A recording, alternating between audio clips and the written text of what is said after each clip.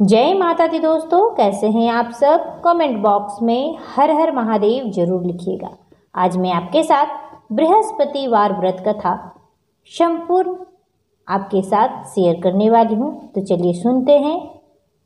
बहुत समय पहले की बात है। भारत में एक राजा राज्य करता था। वह अति प्रतापी एवं दानी था।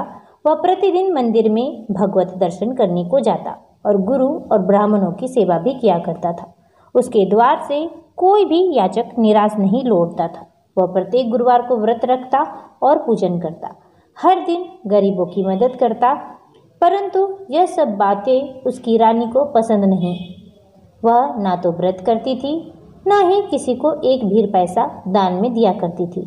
वह राजा को भी ऐसा करने से मना किया करती थी। एक समय की बात है, जब राजा शिकार खेलने वन को चले गए थे। महल में सिर्फ रानी और दासी थी। उस समय गुरु बृहस्पति साधु का रूप धारण कर राजा के दरवाजे पर भिक्षा मांगने आए।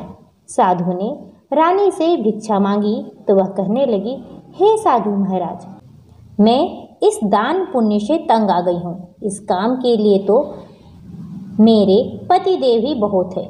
आप ऐसी कृपा करें कि मेरा सारा धन नष्ट हो जाए तथा मैं आराम से रह सकूं। साधु का वेश रखे बृहस्पति देव ने कहा, हे देवी, तुम अति विचित्र हो। संतान और धन से कोई कभी दुखी नहीं होता, सभी इसे चाहते हैं। पापी भी पुत्र और धन की इच्छा करता है। अगर तुम्हारे पास धन बहुत है तो भूखे मनुष्यों को भोजन कराओ, ब्राह्मणों को दान दो, पियाव लगवाओ, धर्मशाले बनवाओ, कुआं, तालाब, बावड़ी, बाग बगीचे आदि बनवाओ तथा निर्धनों की कुंवारी कन्याओं का विवाह कराओ। साथ ही यज्ञ आदि करो। इस प्रकार के कर्मों से आपके कुल का एवं आपका नाम लोक परलोक में प्रसिद्ध होगा एवं स्वर्ग की प्राप्ति होगी। किंतु वह मूर्ख रानी साधु की इन बातों से खुश नहीं हुई। वह बोली, हे साधु महाराज, मुझे ऐसी संपत्ति की आवश्यकता नहीं जो मेरे काम न आए तथा जिनको मैं अन्य लोगों को दान दूं, जिनको रखने और संभालने में ही मेरा सारा समय नष्ट हो जाए। साधु ने रानी को समझाने का बहुत प्रयत्न किया, परंतु रानी अपनी बात पर अडिग रही। तब साधु ने कहा, हे देवी, यदि तुम्हारी ऐसी ही इच्छा है तो जैसे मैं तुम्हें बताता हूँ तुम वैसा ही करना। बृहस्पतिवार के दिन घर को गोबर से लीपना, अपने केसों को पीली मिट्टी से धोना, केसों को धोते समय स्नान करना, राजा से कहना कि वह भी हजामत करवाए, भोजन में मांस मदिरा खाए, कपड़े धोबी के यहाँ धुलने डालना। इस तरह 7 बृहस्पतिवार निरंतर करने से तुम्हारा सारा धन नष्ट हो जाएगा। ऐसा कहकर साधु रूपी बृहस्पति देव अंतर्ध्यान हो गए। रानी ने साधु के कहे अनुसार ही 7 बृहस्पतिवार वैसा ही करने का विचार किया। साधु के बताए अनुसार केवल 3 ही बृहस्पतिवार बीते थे कि उसकी समस्त धन संपत्ति नष्ट हो गई। कहे अनुसार ही करने से भरपेट भोजन के लिए भी दोनों समय परिवार तरसने लगा तथा सांसारिक भोगों से दुखी रहने लगा। इस प्रकार के अभावग्रस्त जीवन से तंग आकर एक बार राजा रानी से कहने लगे कि हे रानी, तुम यहाँ पर रहो, मैं दूसरे देश को जाता हूँ, क्योंकि यहाँ पर मुझे सभी मनुष्य जानते हैं, इसलिए मैं यहाँ कोई कार्य नहीं कर सकता। देश चोरी परदेश भीख मांगने के समान है। ऐसा कहकर राजा परदेश को चला गया। वहाँ जंगल में लकड़ी काट कर लाता और उन्हें शहर में बेचकर जीवन यापन करने लगा। राजा के जाने के पश्चात इधर उसके बिना रानी और दासी दुखी रहने लगे। किसी दिन भोजन मिलता तो किसी दिन जल पीकर ही रहना पड़ता था। एक समय रानी और दासी को 7 दिन बिना भोजन के व्यतीत हो गए तो रानी अपनी दासी से बोली, हे दासी, यहाँ समीप के ही नगर में मेरी बहन रहती है जो बहुत धनवान है। तू उसके पास जा और वहाँ से 5 सेर बेझर मांग कर ले आ, जिससे कुछ समय के लिए तो गुजर बसर हो ही जाएगा। दासी उसकी बहन के पास गई। बृहस्पतिवार का दिन था।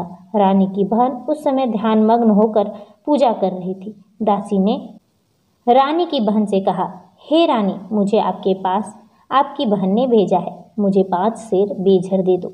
दासी ने उसकी बात अनेक बार कही, परंतु रानी की बहन ने कोई उत्तर नहीं दिया, क्योंकि वह उस समय बृहस्पतिवार की कथा सुन रही थी। रानी की बहन ने जब दासी को कोई अपेक्षित उत्तर नहीं मिला तो वह अत्यंत ही दुखी हुई। उसे क्रोध भी बहुत आया। लौट कर वह रानी से बोली, हे रानी, आपकी बहन बहुत धनी स्त्री है, परंतु वह अति घमंडी भी है। वह छोटे लोगों से तो बात तक नहीं करती। 5 शेर बेझर देने के बजाय मैंने उससे बहुत बार कहा, परंतु उसने मुझे कोई उत्तर नहीं दिया। इसी प्रकार मुझे बहुत निराशा हुई एवं खाली हाथ ही लौटना पड़ा। रानी बोली, हे दासी, इसमें मेरी बहन का किसी प्रकार का कोई दोष नहीं है। जब बुरे दिन आते हैं तब कोई सहारा नहीं देता, अपने पराये हो जाते हैं। अच्छे बुरे का ज्ञान विपत्ति में ही होता है। जो ईश्वर की इच्छा होगी वही होगा। यह सब हमारे भाग्य का दोष है। उधर पूजा समाप्त होने के पश्चात रानी की बहन ने सोचा कि मेरी बहन की दासी आई थी, परंतु मैंने उसे कोई उत्तर नहीं दिया। इससे वह बहुत दुखी हुई होगी। कथा सुनकर तथा विष्णु भगवान का प्रसाद ग्रहण कर वह अपनी बहन के घर आई तथा बोली, हे बहन, मैं बृहस्पतिवार का व्रत कर रही थी। तुम्हारी दासी आई, परंतु कथा समाप्त होने से पूर्व ना उठते हैं ना ही कुछ बोलते हैं, इसलिए मैं नहीं बोली। बताओ दासी, किस कार्य से मेरे पास आई थी? रानी बोली, बहन, हमारे घर में अनाज नहीं था तथा राजा परदेश गए हुए हैं। वैसे तुमसे तो कोई बात छिपी नहीं है, इस कारण मैंने दासी को तुम्हारे पास 5 शेर बेझर लेने के लिए भेजा था। इस पर रानी की बहन बोली, हे बहन, बृहस्पति भगवान सबको मनोवांछित फल देते हैं। देखो, शायद तुम्हारे घर में किसी कोने में अनाज रखा हो। यह सुनकर रानी की बहन की बातों में विस्मति होकर दासी अंदर को गई और वहां उसे एक घड़ा भरा बेजर मिल गया। उसे बड़ा आश्चर्य हुआ, क्योंकि उसके अनुसार घर का एक एक बर्तन खाली था। उसने बाहर आकर रानी को सारा वृतांत सुनाया। दासी और रानी से कहने लगी, हे रानी, देखो, वैसे भी हमको जब अन्न नहीं मिलता है तो वह भी व्रत समान ही है। अगर इनसे व्रत की विधि तथा कथा पूछ ली जाए तो बृहस्पतिवार का व्रत हम भी किया करेंगे। और फिर दासी के कहने पर रानी ने अपनी बहन से बृहस्पतिवार व्रत पूजन एवं विधि एवं नियमों के बारे में विस्तार से पूछा। उन्होंने बताया, जो बृहस्पतिवार के व्रत में चने की दाल और मुनक्का से विष्णु भगवान का केले की जड़ में पूजन कर दीपक जलाता है, पीला भोजन करता है, पीले वस्त्र धारण करता है तथा प्रेम पूर्वक बृहस्पति भगवान की कथा सुनता है, इस प्रकार करने से गुरु भगवान उस पर प्रसन्न होते हैं, धन, अन्न, पुत्र देते हैं, मनोवांछित मनोकामनाओं को पूर्ण करते हैं। व्रत एवं पूजन की विधि बताकर रानी की बहन अपने घर को लौट गई। तत्पश्चात रानी और दासी दोनों ने निश्चय किया कि बृहस्पति देव भगवान का व्रत एवं पूजन जरूर करेंगे। 7 दिन पश्चात जब बृहस्पतिवार आया तो दोनों ने व्रत रखा। दासी घुड़साल में जाकर चना और गुड़ बिन लाई और उसकी दाल बनाकर केले की जड़ में विष्णु भगवान का पूजन किया। अब भोजन पीला कहाँ से आए, यह सोचकर दोनों बड़ी दुखी हुई, परंतु उन्होंने व्रत किया था, इसलिए बृहस्पति देव भगवान उनसे प्रसन्न थे। एक साधारण व्यक्ति के रूप में वे 2 थालों में सुंदर पीला भोजन लेकर आए और दासी को देकर बोले, हे दासी, यह भोजन तुम्हारे और रानी के लिए है, तुम दोनों ही इसे ग्रहण करना। दासी भोजन पाकर अति प्रसन्न हुई और रानी से बोली, हे रानी, भोजन कर लो। रानी को भोजन के विषय में कुछ पता नहीं था, इसलिए वह दासी से बोली, जा तो ही भोजन कर ले, क्यों तू व्यर्थ में हमारी हंसी उड़ाती है। दासी बोली, हे रानी, एक व्यक्ति भोजन दे गया है। रानी बोली, वह भोजन तेरे लिए ही दे गया होगा, इसलिए तू ही भोजन कर। दासी ने कहा, हे रानी, वह व्यक्ति हम दोनों के लिए ही 2 थालों में भोजन देकर गया है। अंततः मैं और आप दोनों ही साथ साथ भोजन करेंगी। दोनों ने भगवान गुरु को धन्यवाद एवं नमस्कार कर भोजन प्रारंभ किया। उसके बाद से दोनों प्रत्येक बृहस्पतिवार को गुरु भगवान का व्रत और पूजन करने लगी। बृहस्पति भगवान की कृपा से उन दोनों की भोजन एवं धन की कमी दूर हो गई, परंतु रानी फिर पुनः पहली प्रकार से आलस्य करने लगी। तब दासी ने कहा, हे रानी, आप पहले भी इसी प्रकार आलस्य करती थी। आपको धन संभालने एवं दान देने में कष्ट होता था, इसी कारण सभी धन नष्ट हो गया और हमारी ऐसी दुर्दशा हो गई। अब गुरु भगवान की कृपा से धन मिला है तो आपको फिर आलस्य आ रहा है। बड़े कष्टों के बाद आपने यह धन पाया है, इसलिए आपको दान पुण्य करना चाहिए। भूखे मनुष्य को भोजन कराओ, ब्राह्मणों को दान दो, प्याव लगवाओ, कुआं, तालाब, बावड़ी आदि का निर्माण कराओ, कुंवारी कन्याओं का विवाह करवाओ, मंदिर, पाठशाला बनवाकर दान दो, धन को शुभ कार्यों में खर्च करो, जिससे आपके कुल का मान सम्मान बढ़े और आपको स्वर्ग की प्राप्ति हो एवं आपके प्रीत प्रसन्न हो। दासी की बात मानकर रानी ने इसी प्रकार सदकर्म करने का प्रारंभ किया। इसी प्रकार कर्म करने से उसका काफी यश फैलने लगा। कुछ दिनों बाद एक रानी और दासी आपस में विचार करने लगी कि ना जाने राजा किस दशा में होंगे, उनकी कोई खोज खबर नहीं है। रानी राजा की कोई खबर ना पाकर उदास रहने लगी। गुरु भगवान से उन्होंने प्रार्थना की कि भगवान ने रात्रि में राजा को स्वप्न में दर्शन देकर कहा, हे राजा उठ, तेरी रानी तुझको याद करती है, अब अपने देश को लौट जा। राजा प्रातःकाल उठा। वह सोचने लगा कि मैं किस प्रकार रानी के पास खाली हाथ जाऊंगा, मेरे पास तो कुछ भी नहीं। स्त्री जाति खाने और पहनने की ही साथी होती है, पर प्रभु की आज्ञा मानकर वह अपने नगर को चलने को तैयार हो गया। परदेश में राजा बहुत दुखी रहने लगा था। प्रतिदिन जंगल से लकड़ी काट कर लाता और उसे शहर में बेचकर अपनी दुखी जीवन को बड़ी कठिनाइयों से व्यतीत करता था। एक दिन राजा दुखी होकर अपने पुराने दिनों को याद करके रोने लगा। उस जंगल में बृहस्पति देव एक साधु का रूप धारण करके आए और राजा से बोले, हे लकड़हारे, तुम इस बियावान जंगल में किस चिंता में बैठे हो, मुझे बतलाओ। यह सुनकर राजा की आंखों से आंसू भर आए और वह साधु को प्रणाम करके बोला, हे प्रभु, आप सब कुछ जानने वाले हैं। इतना कहकर राजा ने साधु को अपनी समस्त व्यथा सुना दी। तब साधु रूप में गुरु भगवान राजा से बोले, हे राजन, तुम्हारी पत्नी ने बृहस्पतिवार के दिन बृहस्पति देव का अपमान किया था, जिसके कारण तुम्हारी यह दुर्दशा हुई है। अब तुम भी किसी प्रकार की चिंता मत करो, भगवान तुम्हें पहले से भी अधिक धन प्रदान करेंगे। देखो, तुम्हारी पत्नी ने बृहस्पतिवार का व्रत प्रारंभ कर दिया है।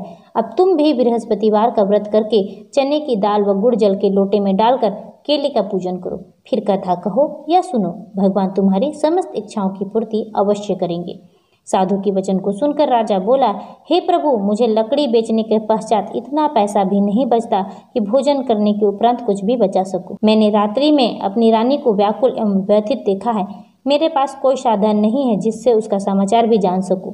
इसके अतिरिक्त मैं बृहस्पति देवता की कथा भी नहीं जानता, जिसे कह या सुनकर मैं व्रत का धारण कर भगवान बृहस्पति देव का पूजन कर सकूं। साधु ने कहा, हे राजा, किसी बात की चिंता मत कर। बृहस्पतिवार के दिन तुम नित्य की भांति लकड़ियां लेकर शहर में जाओ।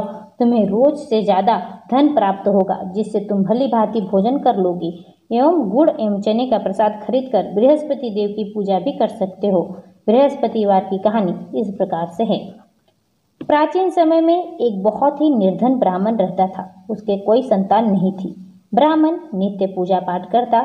ब्राह्मण स्वभाव से दयालु तथा धार्मिक विचारों वाला व्यक्ति था, परंतु उसकी पत्नी बहुत ही मलिनता के साथ रहती थी। वह न तो स्नान करती और न ही किसी का देवता का पूजन करती थी। सुबह उठते ही सर्वप्रथम भोजन करती, बाद में घर के अन्य कार्य करती। अपनी पत्नी की ऐसी आदत के कारण ब्राह्मण देवता बहुत दुखी रहते थे।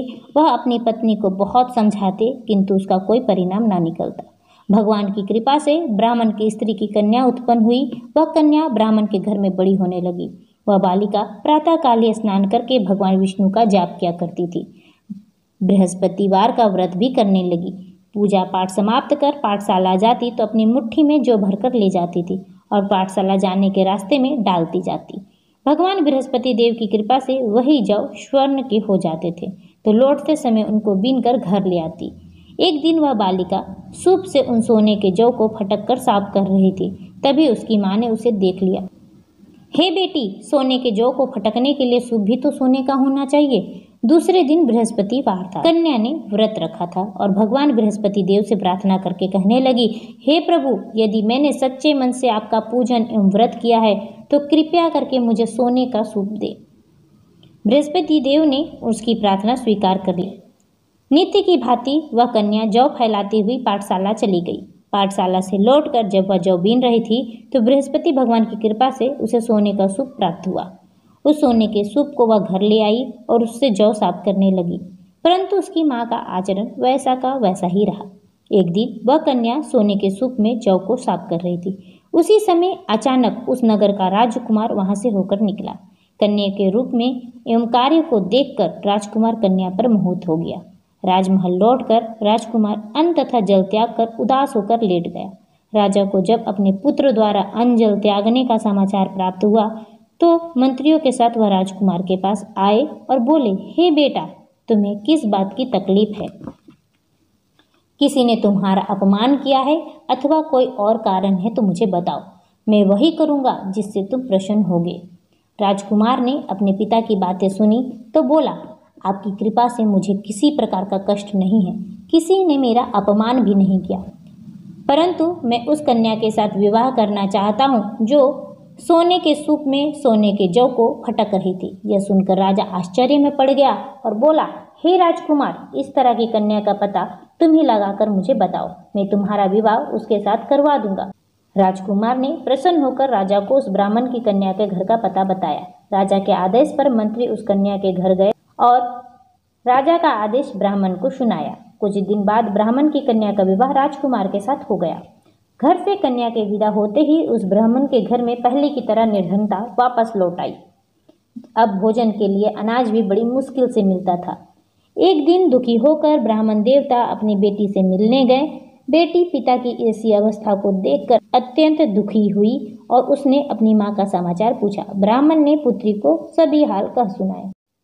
पुत्री ने अपने पिता को बहुत सा धन देकर विदा कर दिया। इस प्रकार ब्राह्मण का कुछ समय सुखपूर्वक बीता, लेकिन धन समाप्त होने के बाद स्थिति पूर्ववत ही हो गई।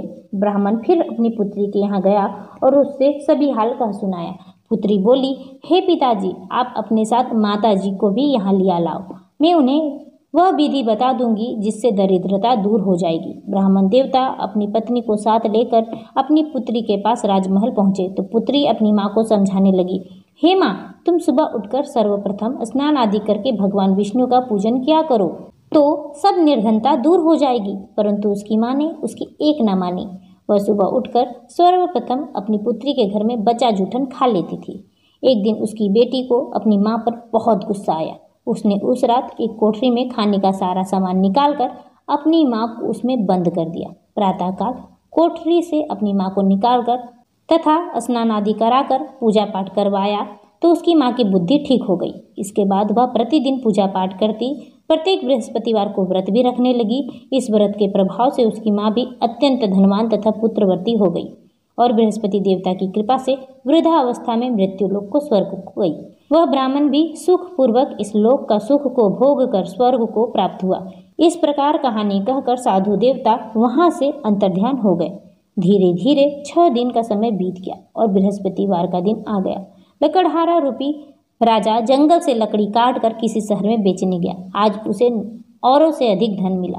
राजा ने चना और गुड़ आदि लाकर भगवान विष्णु का पूजन किया तथा बृहस्पतिवार का व्रत किया। उस दिन से उसके सभी कष्ट दूर हो गए, परंतु अगले बृहस्पतिवार को वह व्रत करना भूल गया। इसी कारण बृहस्पति देवता उससे रुष्ट हो गए। उस दिन उस नगर के राजा में विशाल यज्ञ का आयोजन किया था। उसने समस्त राज्य में घोषणा करवा दी थी कि कोई भी मनुष्य अपने घर में भोजन ना बनाए, ना ही आग जलाए। सब लोग मेरे यहाँ भोजन करने को आए। इस आज्ञा को जो नहीं मानेगा उसको सूली पर लटका दिया जाएगा। राजा की आज्ञा अनुसार राज्य के सभी निवासी राजा के भोज में सम्मिलित होने गए, परंतु लकड़हारा कुछ विलंब से पहुंचा, इसलिए राजा उसको भोजन कराने तथा अपने साथ महल में ले गए। जब राजा लकड़हारे को भोजन करा रहे थे तो रानी की दृष्टि उस खूंटी पर पड़ी जिस पर उसका नौलखा हार लटका हुआ था। उसे खूंटी पर हार लटका दिखाई नहीं दिया। रानी को निश्चय हो गया कि मेरा हार इसी लकड़हारे ने चुरा लिया है। उसी समय रानी की जिद पर राजा ने सैनिक को बुलवाकर लकड़हारे को जेल में डलवा दिया। जेल खाने में बंद हुआ लकड़हारा बहुत दुखी होकर विचार करने लगा कि ना जाने कौन कौन से पूर्व जन्म के कुकर्म से मुझे यह दुख प्राप्त हुआ है। जेल में बंद लकड़हारा भगवान बृहस्पति देव को याद करने लगा। तत्काल ही बृहस्पति देव साधु का रूप में प्रकट हो गए और उसकी दशा को देखकर कहने लगे, अरे मूर्ख, तू बृहस्पतिवार को बृहस्पति देव की कथा एवं व्रत करना भूल गया, इसी कारण तुझे दुख को प्राप्त हुआ है। किसी प्रकार की चिंता मत कर। बृहस्पतिवार के दिन जेल खाने के दरवाजे पर तुझे 50 पैसे पड़े मिलेंगे। उन पैसे से प्रसाद मंगाना, भगवान बृहस्पति का पूजन एवं कथा कहना, कथा का प्रसाद स्वयं भी ग्रहण करना तथा दूसरों को भी कराना। इस प्रकार करने से तुम्हारे सभी कष्ट दूर हो जाएंगे। अगले बृहस्पतिवार को राजा को जेल के द्वार पर पैसे मिले। राजा ने पूजा का सामान मंगवाकर कथा कही और प्रसाद बांटा। उसी रात बृहस्पति देव ने उस नगर के राजा को सपने में दर्शन देकर कहा, हे राजा, तूने जिस आदमी को जेल खाने में बंद कर रखा है वह निर्दोष है। वह राजा है, उसे छोड़ दो। रानी का 9 लाख का हार उसी खूंटी पर लटका हुआ है। अगर तू ऐसा नहीं करेगा तो मैं तेरे सारे राज्य को नष्ट कर दूंगा।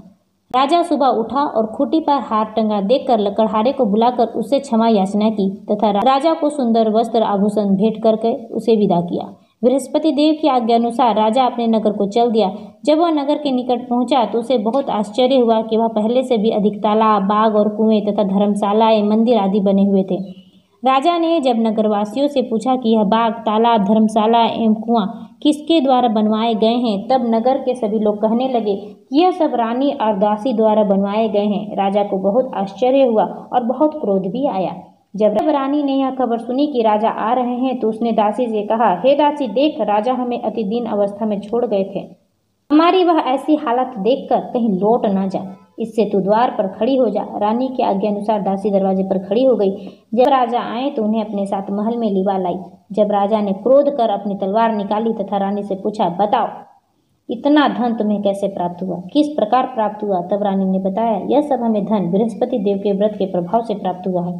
अब राजा ने निश्चय किया कि 7 दिन बाद तो सभी बृहस्पति देव का पूजन करते हैं, परंतु मैं प्रतिदिन दिन में 3 बार कथा कहूँगा और नित्य व्रत क्या करूँगा। अब हर समय राजा के दुपट्टे में चने की दाल बंधी रहती तथा दिन में 3 बार वह कथा कहता। ऐसे ही एक दिन राजा ने विचार किया कि चलो अपनी बहन के यहाँ हो आओ। ऐसा निश्चय कर राजा घोड़े पर सवार होकर अपनी बहन के यहाँ चल दिया। मार्ग में उसने देखा कि कुछ आदमी एक मुर्दे को लिए जा रहे हैं। उन्हें रोक कर वह कहने लगा, अरे भाइयों, कुछ देर मेरी बृहस्पति की कथा सुन लो। वे बोले, लो, हमारा आदमी मर गया है और इसको अपनी कथा की पड़ी है। परंतु कुछ आदमी बोले, अच्छा कहो, हम तुम्हारी कथा भी सुनेंगे। राजा ने दाल निकाली और कथा कहनी शुरू कर दी। जब कथा आधी हुई तो मुर्दा हिलने लगा और जब कथा समाप्त हुई तो राम राम करके वह मुर्दा खड़ा हो गया। राजा आगे चला। उसे चलते चलते शाम हो गई। आगे मार्ग में उसे एक किसान खेत में हल चलाता मिला। राजा उससे बोला, अरे भैया, तुम मेरी बृहस्पतिवार की कथा सुन लो। किसान बोला, जब तक मैं तेरी कथा सुनूंगा तब तक 4 हरैया जोत लूंगा। जाओ भैया, तुम अपनी कथा किसी और को सुनाना। राजा आगे चलने लगा। राजा के हटते ही किसान के बैल पछाड़ खाकर नीचे गिर गए और किसान के पेट में बहुत तेज से दर्द होने लगा। उसी समय किसान की माँ रोटी लेकर आई थी। उसने जब यह देखा कि उसने अपने पुत्र से हाल सब पूछा, तब बेटे ने सारा हाल बता दिया। किसान की माँ ने दौड़ी दौड़ी घोड़े पर सवार राजा के पास गई और बोली, मैं तेरी कथा सुनूंगी, तू अपनी कथा मेरे खेत पर चलकर कहना। राजा ने लौटकर किसान के खेत पर जाकर कथा कही, जिसे सुनते ही बैल खड़े हो गए तथा किसान के पेट का दर्द भी बंद हो गया। आगे चलकर राजा अपनी बहन के घर पहुंचा। बहन ने भाई की खूब आवाभगत की। दूसरे दिन जब सुबह राजा जागा तो उसने देखा कि सब लोग भोजन कर रहे हैं। राजा ने अपनी बहन से जब पूछा कि ऐसा कोई मनुष्य है जिसने भोजन नहीं किया हो और जो मेरी बृहस्पतिवार की कथा का श्रवण कर ले, तो बहन बोली, हे भैया, यह देश ऐसा ही है। यहाँ के लोग पहले भोजन करते हैं, बाद में कोई अन्य काम करते हैं। अगर पड़ोस में कोई हो तो देख आती हूँ। ऐसा कहकर बहन चली गई, परंतु उसे कोई भी ऐसा व्यक्ति नहीं मिला जिससे भोजन ना किया हो। वहाँ एक कुम्हार के घर में गई जिसका लड़का बहुत बीमार था। उसे यह भी पता चला कि वहाँ 3 दिनों से किसी ने भोजन नहीं किया है। राजा की बहन ने अपने भाई को कथा सुनाने के लिए कुम्हार से आग्रह किया तो वह तैयार हो गया। राजा ने जाकर बृहस्पतिवार की कथा कही, जिसे सुनकर कुम्हार का लड़का ठीक हो गया। अब तो राजा की हर ओर प्रशंसा होने लगी। एक दिन राजा ने अपनी बहन से कहा, हे बहन, मैं अपने घर को जाऊंगा, तुम भी तैयार हो जाओ। राजा की बहन ने अपनी सास से भाई के साथ जाने की आज्ञा मांगी तो सास बोली, चली जा, परंतु अपने लड़कों को यहीं छोड़ जाना, क्योंकि तेरे भाई को कोई संतान नहीं होती है। बहन ने भाई से कहा, हे भैया, मैं तो चलूंगी, परंतु कोई बालक नहीं जाएगा। राजा ने कहा, जब बालक ही साथ नहीं चलेगा तो तुम भी जाके क्या करोगी? दुखी मन से राजा अपने नगर को लौट आया। राजा अपनी रानी से बोला, हम निर्वंशी हैं, हमारा मुख देखने का भी धर्म नहीं है। वह उदास होकर बिना भोजन किए सैया पर लेट गया। रानी बोली, हे प्रभु, भगवान बृहस्पति देव ने हमें सब कुछ दिया है, तो वह हमें संतान भी अवश्य देंगे। उसी रात बृहस्पति देव ने राजा को सपने में दर्शन दिया और कहा, हे राजा, सभी सोच त्याग दे, तेरी रानी गर्भवती है। राजा को यह जानकर अति प्रसन्नता हुई। 9वें महीने में रानी के गर्भ से एक सुंदर पुत्र रूपी रत्न पैदा हुआ। तब राजा बोला, हे रानी, स्त्री बिना भोजन कर रही है, परंतु बिना कुछ कहे नहीं रह सकती। जब मेरी बहन यहाँ आए तो तुम मुझसे कुछ मत कहना। रानी ने हाँ कर दी। जब राजा की बहन ने यह समाचार सुना तो वह अति प्रसन्न हुई और बधाई लेकर अपने भाई के यहाँ आई। तभी रानी ने कहा, घोड़ा चढ़कर नहीं आई, गधा चढ़ी आई। राजा की बहन बोली, भाभी, मैं इस प्रकार ना कहती तो तुम्हें औलाद कैसे मिलती। भगवान बृहस्पति देव ऐसे ही हैं, जिसके मन में कामनाएं होती है सभी को पूर्ण और मनोवांछित फल देते हैं। जो बृहस्पतिवार का व्रत करता है, कथा को पढ़ता है अथवा सुनता है और दूसरों को सुनाता है, बृहस्पति देव उसकी सभी मनोकामनाओं को पूर्ण करते हैं और उनकी सदैव रक्षा करते हैं। जो श्रद्धा एवं आदर भाव से बृहस्पति देव का पूजन एवं व्रत करते हैं, उनकी सभी मनोकामनाएं पूर्ण होती है। सच्चे मन एवं हृदय से रानी और राजा ने बृहस्पति देव की कथा का गुणगान किया। उनकी सभी इच्छाएं बृहस्पति देव ने पूरी की। इसलिए सबको कथा कहने अथवा सुनने के बाद भगवान का प्रसाद ग्रहण करना चाहिए तथा सच्चे मन एवं भावना से सदा उनकी जय जयकार करनी चाहिए। बोलो बृहस्पति देव महाराज की जय।